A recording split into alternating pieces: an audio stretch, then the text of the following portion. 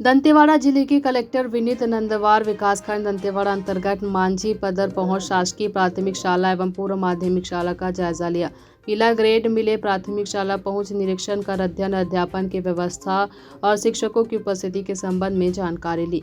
उपस्थित शिक्षकों को आवश्यक दिशा निर्देश भी दिए। इस दौरान उपस्थित 5वीं कक्षा के बच्चों से विज्ञान के सवाल भी किए। उन्होंने पूछा कि सड़क दुर्घटना से बचने के लिए क्या क्या करना चाहिए। बच्चों ने कहा कि गाड़ियों की रफ्तार धीमे रखें, हेलमेट पहने। वहीं तत्पश्चात लाल ग्रेड मिले माध्यमिक शाला का जायजा लिया, जिसमें 8वीं कक्षा के बच्चों से विज्ञान और हिंदी विषय से संबंधित सवाल पूछे गए।